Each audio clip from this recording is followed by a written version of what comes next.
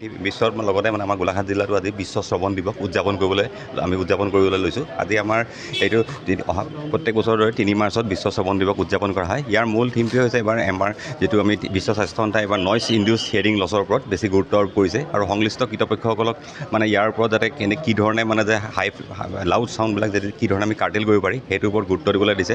কাৰণ noise ইনডিউচ hearing লছটো যদি এবাৰ হৈ যায় সেই পেচেণ্টৰ ৰিকভাৰী চান্সটো নাথাকে, হিয়াৰিং এইড দিব লগা হয় এইটো। আৰু বাকী আজি আমি কাণৰ যতন কিদৰে ল'ব লাগে সেইকাৰণে কি ধৰণে যাতে আমি হিয়াৰিং প্ৰিজাৰ্ভেশ্যন কৰিব পাৰোঁ তাৰ কাৰণে এখন সজাগতামূলক সভা আজি আমাৰ ADC ছাৰৰ উপস্থিতিত আমি এতিয়া হেৰি কৰা হৈছে। আৰু আজি ব্লকে আমাৰ বিভিন্ন প্ৰগ্ৰাম মানে এৱেৰনেছ ছেশ্যনছবিলাক আজি আমি পাতিছোঁ আৰু স্ক্ৰিনিং কেম্প TB পেচেণ্টৰ মাজত যিবোৰ হাই ৰিস্ক পেচেণ্ট থাকে TB পেচেণ্ট জেনেৰেলি আৰু আপোনাৰ ধৰি লওক এই ইণ্ডাষ্ট্ৰিয়েল ৱৰ্কাৰ্ছখিনিৰ মাজত আমি পাতিছোঁ।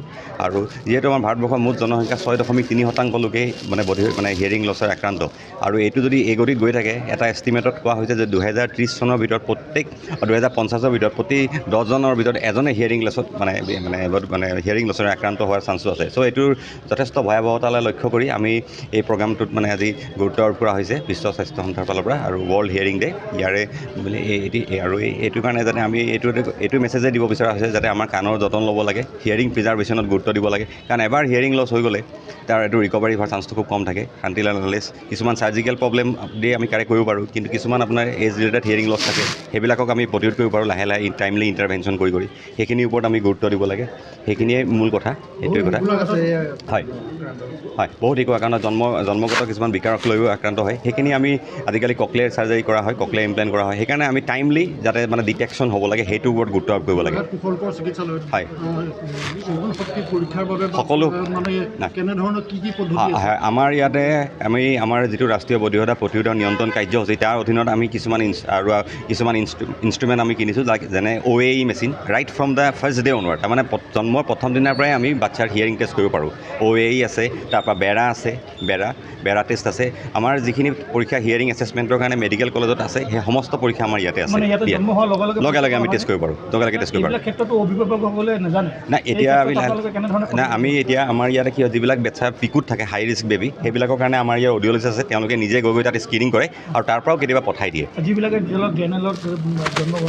কি কৈছে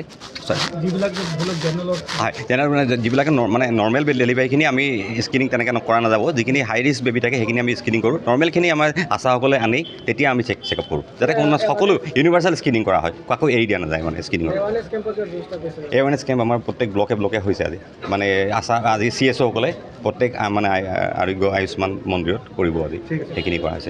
আৰু যিসকল মানে পিছলৈ গৈ মানে হিয়াৰিংটো লছ কৰে কিহৰ কাৰণে কি কাৰণত হ'ব পাৰে এইবিলাক? হিয়াৰিং লছ আপোনাৰ বিভিন্ন কাৰণ হ'ব পাৰে, যেনে আপোনাৰ বয়সৰ কাৰণেও হয়, কেতিয়াবা কিছুমান নইচৰ কাৰণে যিটো আমি অতি শব্দৰ কথা কৈছোঁ, কেতিয়াবা আপোনাৰ কাণৰ পৰা পুজ ওলাই থাকিলে কাণ ভালকৈ ট্ৰিটমেণ্ট নকৰিলে তেতিয়া লাহে ডিজিজ হৈ কাণৰ নোহোৱা হৈ যায়, যিটো আমি চাৰ্জিকেলি ট্ৰিটমেণ্ট কৰিব পৰা যায়। কিন্তু কিছুমান অলৰেডি দেৰি হৈ গ'লে নাৰ্ভবিলাকত এফেক্ট হয়, তেতিয়া আমি শ্ৰৱণ মেচিন ল'ব লগা হয় হিয়াৰিং এইড। মোবাইল আসক্ত নতুন জেনেৰেশ্যনটো আজিকালি মোবাইলত বেছি হেডফোন ইউজ কৰে। হেডফোনটো মিনিমাম একদম ইউজ কৰিব লাগে। সেইটোৱে এবাৰ ৱৰ্ল্ড হেল্থ অৰ্গেনাইজেশ্যনে ফ'কাছ কৰিছে। যিকোনো খবৰৰ বাবে যোগাযোগ কৰক 7099017330 লগতে 7099017110 নম্বৰত।